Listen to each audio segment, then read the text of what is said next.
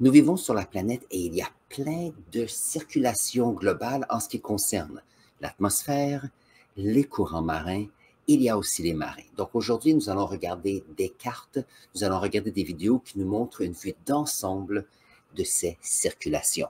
Et bien sûr, si vous avez des questions de clarification, questions à caractère scientifique, n'oubliez pas de les mettre dans la session ou la section clavardage. Je suis ici pour répondre à vos questions avant tout. Et si on regarde, on va regarder ici, ça c'est un de mes vidéos, un des montages vidéo favoris qui nous montre ici, je vais commencer la vidéo, qui nous montre un peu comment est-ce que notre atmosphère circule. Et tout à l'heure, on va expliquer comment est-ce que ceci influence les courants marins. Donc, voyons voir un petit peu. Comme ceci, est-ce qu'on peut mettre ça plus grand? Voilà. Donc ça, c'est une de mes vidéos préférées parce qu'on peut voir comment est-ce que les grands vents sur la planète fonctionnent. Donc on peut voir ici que nous avons des vents qui vont ici de l'est vers l'ouest. Ici dans l'Atlantique, la même chose, de l'est vers l'ouest. Et on peut voir ici dans le Pacifique, ici c'est des vents qui vont de l'est vers l'ouest. Ça, on les appelle des grands alizés. Vous allez dire, comment se fait-il qu'on se retrouve avec des vents qui sont comme ça? Laissez-moi vous montrer. Donc, si on a un globe terrestre comme ceci, voyons voir, le globe terrestre, lui, va tourner de cette façon-ci. Donc, ici, si on regarde, si la caméra ici est le soleil, ça veut dire qu'ici, nous allons avoir en Europe et en Afrique le lever du jour, tandis que moi, à la maison, c'est encore la nuit. Nous avons ici, dans l'Europe et l'Afrique, où il y a la journée qui passe, et nous avons ici au Canada le matin, et aussitôt qu'on arrive en plein milieu de la journée ici au Canada, on se retrouve en soirée en Europe et en Afrique, et éventuellement, eux, c'est la nuit lorsqu'on se retrouve avec le soleil par rapport au Pacifique. Mais puisque la Terre tourne comme ceci, il faut penser que l'atmosphère se retrouve sur... L'atmosphère est un fluide qui se retrouve à la surface de ce globe. Ça veut dire que ce globe qui est solide et liquide, qui va tourner, qu'est-ce qui va arriver? C'est qu'il va tourner et l'air de l'atmosphère ne tournera pas de la même vitesse. Donc la Terre va tourner un petit peu et après ça, nous allons voir notre atmosphère qui va suivre. Donc, qu'est-ce qui arrive ici? On se retrouve avec ici, on ressent que l'atmosphère va se déplacer. Donc, si on se retrouve, voyons voir, on se retrouve ici dans la section subsaharienne, voilà, et on peut voir qu'on a le courant d'air qui semble aller de ce côté-ci. Et la raison, c'est que nous avons l'atmosphère qui est là, mais la planète qui va de l'Est, qui va du côté de l'Est, et donc l'air se retrouve à avoir un semblant d'aller vers l'Ouest. Maintenant, ça cause ici des choses intéressantes dans la planète. Premièrement, si nous avons ici à l'équateur, nous savons qu'à l'équateur, c'est l'endroit où il fait le plus chaud, donc il y a le plus d'évaporation. Ça veut dire que l'air chaud monte en surface et l'air va être remplacé. Maintenant, oups, je devrais vous montrer la vidéo, ça serait peut-être une bonne idée. Donc ici, on peut voir qu'on est à l'Afrique et donc on est en Afrique, voilà. Et on peut voir que l'Afrique se déplace ici de gauche vers la droite, ce qui nous donne un semblant de l'atmosphère qui va de la droite vers la gauche. Maintenant, si ça c'était un cylindre, les choses seraient intéressantes. Donc, si nous avons ici si nous avions la planète qui est un cylindre et nous avons le Soleil qui serait ici, qu'est-ce qui arriverait? C'est qu'on se retrouverait avec des cellules ici de courant qui sont chauds et froids, qui se retrouveraient assez uniformes partout autour de la planète. La difficulté ici que nous avons, et voyons voir, c'est que notre planète ici n'est pas un cylindre, Notre planète est une sphère. Ça veut dire que si on a notre sphère comme ceci, qu'est-ce qui arrive? C'est que oui, point de vue aérodynamique, il y a de l'air qui arrive ici, sauf que n'oubliez pas que l'atmosphère se retrouve tout autour ici. Donc, la dynamique des fluides ne fonctionne pas de la même façon. Ça veut dire que s'il y avait de l'air froid qui veut descendre ici, il y a plus d'espace. Par contre, si on a de l'air qui veut aller, qui veut monter vers le nord, on se retrouve ici avec un grand diamètre et on se retrouve avec un petit diamètre qui est plus petit. Et donc, l'air doit être concentré. Mais puisqu'on ne peut pas inventer de la place, qu'est-ce qui va arriver? C'est qu'on va se retrouver avec les courants atmosphériques qui vont avoir tendance à aller de ce côté-là. Et ça va causer le fait qu'on va créer des grands vents qui vont être sur la planète. Donc, voyons voir si on peut retourner sur mon dessin de tout à l'heure. Donc, voilà. Donc, nous avons les grands courants marins, les grands courants atmosphériques qui vont de la droite vers la gauche. Mais ici, on se retrouve avec l'air qui ne monte pas directement vertical, mais puisqu'on a une sphère comme planète, on se retrouve avec l'air qui veut monter, mais qui aura tendance à monter vers le nord et tourner vers l'ouest. Et si vous regardez, dans ce niveau ici, on se retrouve avec un courant qui semble aller de gauche à droite, qui est un peu différent des grandes alizés qui vont de droite vers la gauche.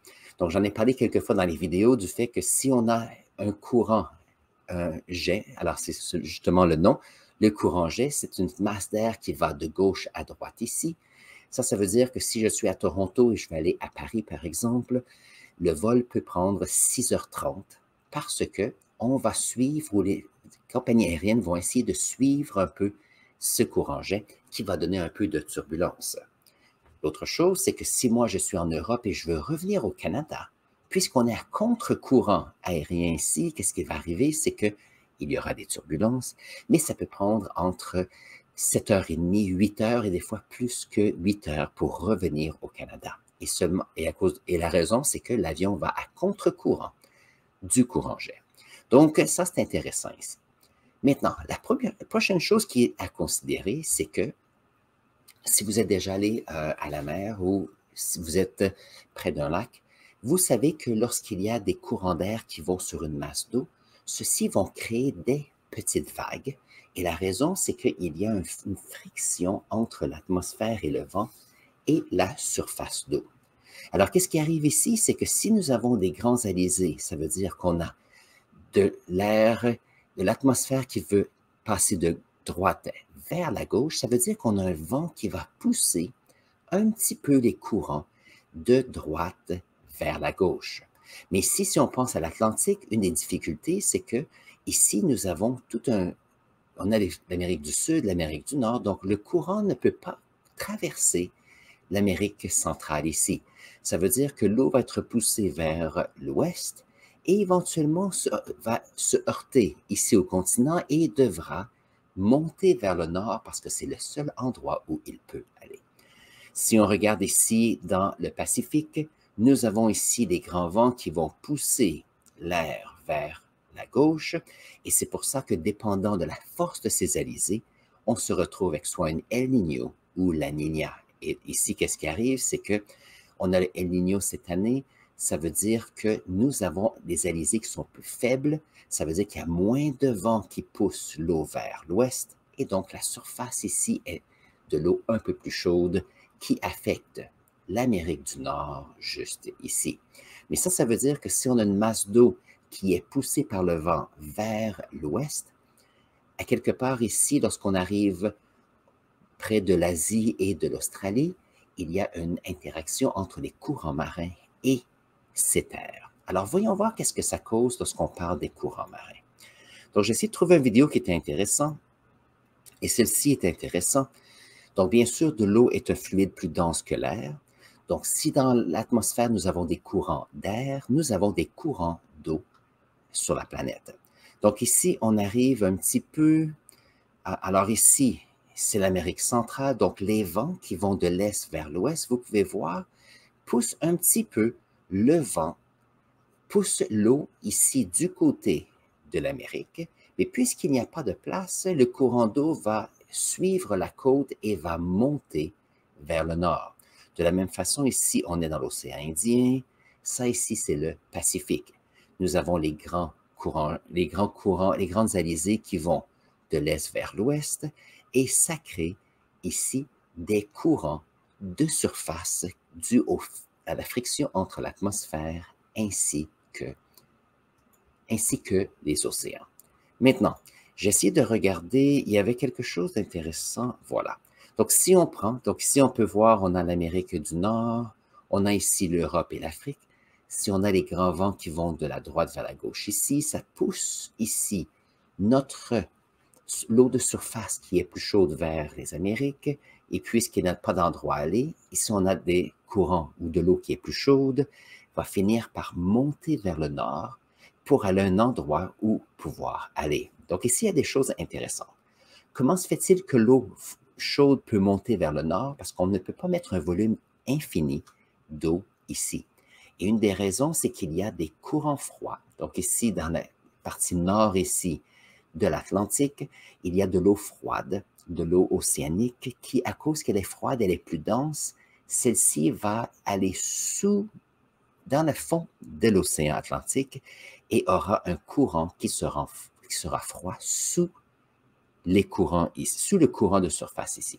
Le courant de surface ici s'appelle le courant du Golfe et c'est un courant d'eau chaude qui va ici vers le nord, qui se rapproche de l'Europe. Maintenant, ici, il y a des choses intéressantes. Si on regarde ici, donc ça ici, ça nous montre un peu quels sont les grands courants océaniques. Voyons voir si je peux mettre ça un peu plus grand peut-être. Non, je pense que ça ne fait pas de différence. Voilà. Donc, nous avons vu ici qu'il y a des grands courants atmosphériques qui partent de l'est et vont vers l'ouest.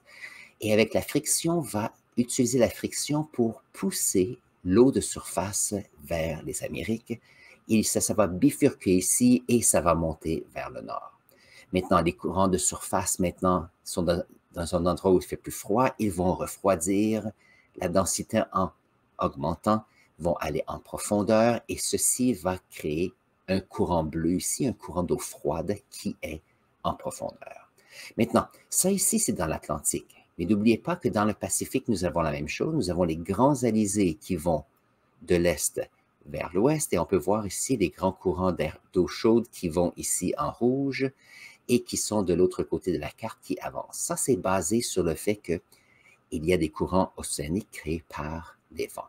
Il y a une certaine quantité d'eau qui vont monter vers le nord ici du Pacifique et le reste va passer par l'océan Indien et donc va revenir dans l'Atlantique. Maintenant, chose intéressante, on a les grands alizés près de l'équateur qui vont de droite vers la gauche, mais si vous regardez ici à l'hémisphère sud, on a un courant chaud qui va ici de l'ouest vers l'est. Comment est-ce possible? Voyons voir. Si on reprend notre carte ici, on peut voir que en Amérique du Nord, nous avons un courant jet qui va de l'ouest vers l'est. On a les grands alizés de l'est vers l'ouest, mais si on va en Amérique du Sud, regardez, il y a ces vents ici qui vont de l'ouest vers l'est. Donc, on a ici une grande surface d'eau. On a ici des vents qui vont pousser les courants d'eau chaude de surface de l'ouest vers l'est. Donc, ça devient intéressant. Ça veut dire que l'atmosphère, à cause qu'il y a ces grands mouvements, on finit par créer des mouvements ici, des mouvements des courants océaniques. Maintenant, ceci peut causer des situations qui peuvent être utiles pour les humains.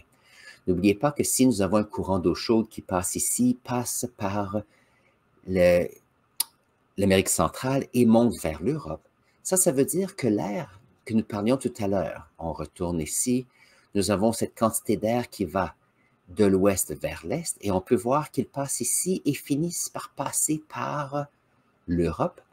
Donc, si on regarde les hivers au Canada, qui sont beaucoup plus froids que les hivers en Europe ici, alors si on pense à l'Angleterre, à Paris, en Espagne, une des raisons pour cela, c'est qu'on a ces courants atmosphériques qui vont aller de l'ouest vers l'est, mais vont passer par-dessus des courants qui sont de surface qui sont chaudes. Et donc, qu'est-ce qui va arriver? C'est que l'air se réchauffe pour donner des hivers chauds. On n'a pas en Angleterre, à Londres ou à Paris des dizaines et des dizaines de centimètres de neige pendant plusieurs mois de l'hiver. Il peut y avoir de la neige, elle tombe et elle repart très, très rapidement. Et une des raisons, c'est que ces grands vents ici passent par-dessus ce courant du Golfe et réchauffent l'aspect ici. Donc, il y a des scientifiques qui se disent, bien sûr, si on retourne dans les années 1500, 1600, on se retrouve avec un moment où en Europe, c'était une période très noire, c'était des moments où il faisait plus froid, l'agriculture était plus difficile. On se dit qu'il y a probablement eu des changements en ce qui concerne les courants marins ici, qui fait que le courant atmosphérique ici emmenait de l'air plus froid en Europe pendant ces décennies jusqu'à ce que cela a changé et l'Europe a pu revenir normale. Donc ça, c'est intéressant ici. Voilà, voilà. Et bien sûr, si on regarde le globe ici, nous avons les courants atmosphériques ici. Lorsque l'air passe par-dessus l'eau, il y a évaporation. Et bien sûr, on se retrouve ici avec beaucoup de précipitations lorsqu'on se retrouve au sud-est de l'Asie ici. Mais puisqu'il y a les Himalayas qui sont là, la pluie reste au sud de ceux-ci et finissent par ne jamais aller au nord. C'est pour ça qu'on se retrouve avec ici, sur le plateau ici en Chine, on se retrouve avec des grands territoires, avec des grands déserts. C'est que toute l'eau a été déposée ici. Et puisque l'eau a été déposée ici, lorsque le vent continue, il y a très peu d'humidité pour faire des précipitations ici, dans le nord de l'Afrique. Et donc, qu'est-ce qui arrive ici? Les grands vents vont passer, vont accumuler de l'humidité, et c'est pour ça qu'on se retrouve ici avec les grandes forêts amazoniennes et la côte ouest des États-Unis, où on a amplement de pluie, parce qu'il y a évaporation de l'océan Atlantique. Donc, ça, c'est intéressant de ce côté-là. Maintenant, ça, c'est un des grandes choses. Maintenant, un autre point que j'ai trouvé intéressant, c'était que, alors, je parlais d'astronomie il y a quelque temps, et ça ici, c'est une petite vidéo que j'ai trouvée fantastique. Donc, c'est une vidéo qui montre les grandes marées qui existent ici. Donc, si on... Alors, non, je ne veux pas le son, je veux ceci. Donc, c'est une carte qui semble un peu bizarre de surface ici. Il faut se dire que... Alors, voyons voir, on va faire un autre petit dessin à l'arrière pour montrer ceci.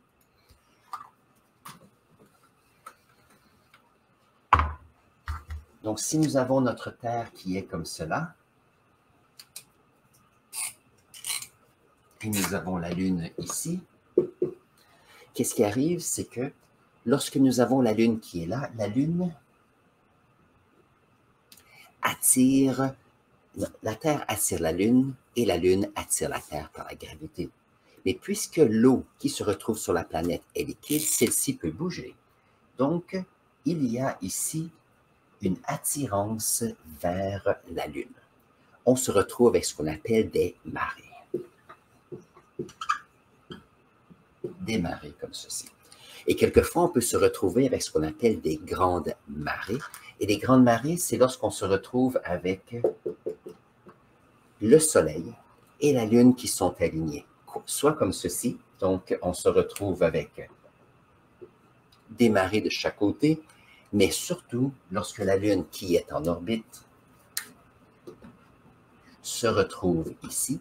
Et donc, on a la double gravité du Soleil et de la Lune qui fait qu'on se retrouve de façon un peu... Alors ça, c'est mon dessin avec des marées qui sont beaucoup plus grandes. Alors, voyons voir qu'est-ce que ceci fait. Donc, lorsqu'on regarde ceci, ça nous montre dans une journée comment est-ce que cela arrive et on se met en 2 dimensions pour voir les changements. Donc ici, si on regarde, on va regarder ici en Amérique du Nord, oups, nous avons des marées qui sont hautes ici et on finit avec des marées qui sont basses. Oups, je devrais vous montrer la petite vidéo, ça serait une bonne idée. Hein? Donc, tiens, je vais reculer un peu la vidéo pour que vous puissiez la voir, parce que lorsqu'ils font le mouvement, c'est fantastique. Donc ici, on est en 2 dimensions de face, et on met le 2 dimensions et on le met de côté, de façon à ce que l'on puisse voir comment on pourrait dire ça? Les marées. Mon Dieu, les mots ce matin. Donc, si on regarde ici, moi, je suis ici à l'est du Canada. Nous avons ici des marées qui sont basses et on lui donne le temps et les marées ici finissent par, voyons voir, à être hautes ici. De la même façon que on peut se retrouver avec ici des marées hautes et éventuellement, et tranquillement, ma vidéo ici. Alors ici, on se retrouve marée haute et ici, marée basse. Maintenant, vous allez dire, comment est-ce que ces marées fonctionnent?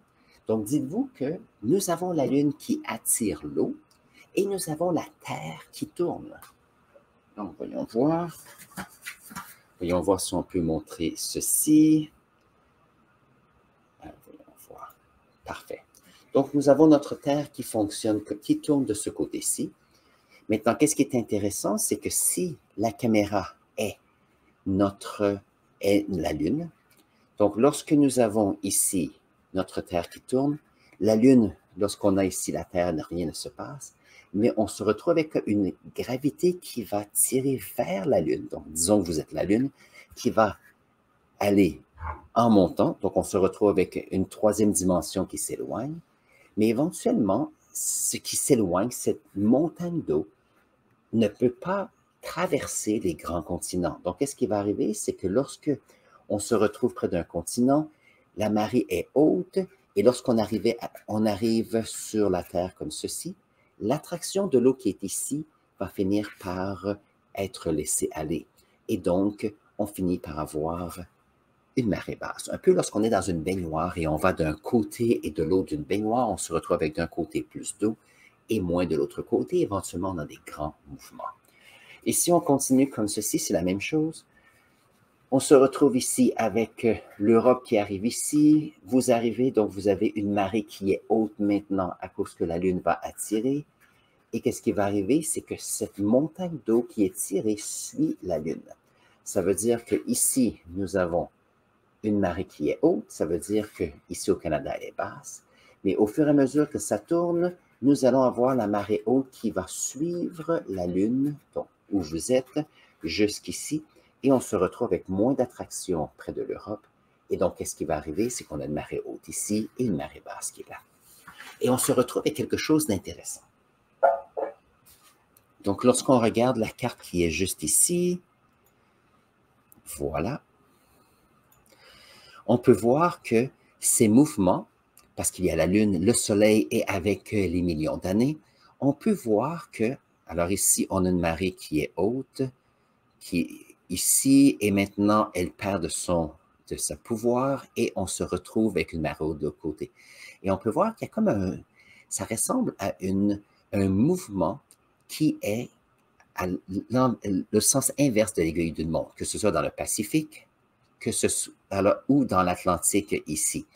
Donc, ce qui est intéressant, et ceci a pu être vu seulement lorsqu'on a eu des bouées de façon globale pour remarquer les altitudes de ceux-ci. Donc, comment est-ce que ceci se passe? C'est à cause de la gravité de la Lune et du Soleil. Ça veut dire que lorsqu'on parle de nos océans, il y a plusieurs choses qui se passent. Il y a les courants atmosphériques qui font déplacer les eaux de surface. Il y a les grands courants marins qui, avec le temps, ont fini par former des patrons qui sont maintenant stables. Et il y a bien sûr les marées qui font changer les niveaux ici de la surface des océans. Et ça ici, c'est ce qu'on appelle la circulation de l'eau et de l'air, bien sûr, de façon globale. Donc, ce ne sont pas des choses qu'on voit souvent et j'étais en train de regarder à différentes vidéos depuis quelques jours et j'ai trouvé que c'était fantastique et je voulais partager ceci avec vous aujourd'hui. Et juste pour finir, quelque chose qui est intéressant, vous connaissez seulement ici, on a le mont Saint-Michel ici en France. Ça ici, c'est à la marée basse et je regardais comment est-ce qu'ici, on a le mont Saint-Michel à la marée qui est haute ici. Donc, chose intéressante avec le mont Saint-Michel, c'est que 2 fois par jour, on a la marée haute, 2 fois par jour, on a la marée basse. Donc, pour longtemps, on ne pouvait pas aller sur cette île à tous les jours. Il fallait attendre la marée pour pouvoir aller voir. Et bien sûr, ceci affecte nos sociétés parce que nos sociétés ont tendance à être près des océans. Ça veut dire que nous avons la chance de pouvoir nous nourrir du poisson, bien sûr, des fruits de mer, ainsi que de circuler en bateau. Maintenant, lorsqu'on a des grandes marées, ceci permet de pouvoir emmener certains crustacés, certains poissons pour améliorer les prises de pêche. Et ça, c'est intéressant. Donc, souvent, on a eu, dans les siècles qui viennent de passer, tout un cycle de société basé sur les marées. Nous avons bien sûr, si on regarde ici, on a eu les voyages océaniques, parce que je ne sais pas si je peux retrouver mon... Voilà. Si on retourne dans l'océan ici Atlantique, le courant marin qui va monter... Ah non, je pense que je vais en mettre... Alors voilà. Le courant marin qui monte ici vers le nord, passe par les Caraïbes et finissent par aller ici. Ça ici, c'est intéressant parce qu'on se retrouvait lors de l'exploration, il y a plusieurs centaines d'années, on s'est retrouvé avec des marins qui utilisaient ces courants de surface pour pouvoir voyager beaucoup plus rapidement. Donc, c'était plus rapide de partir ici des Amériques et d'aller en Europe que de partir de l'Europe et venir vers l'Amérique. Donc, ça, c'est quelque chose qui était intéressant, point de vue exploration, bien sûr. Et ça, c'est le grand sujet que je voulais discuter aujourd'hui. S'il arrive que vous avez des questions par rapport à ce que nous avons vu aujourd'hui, mettez-les dans la section clavardage. Si vous avez d'autres questions, n'hésitez pas de les mettre aussi. Et donc, je vous vois la semaine prochaine pour la prochaine vidéo. Au revoir.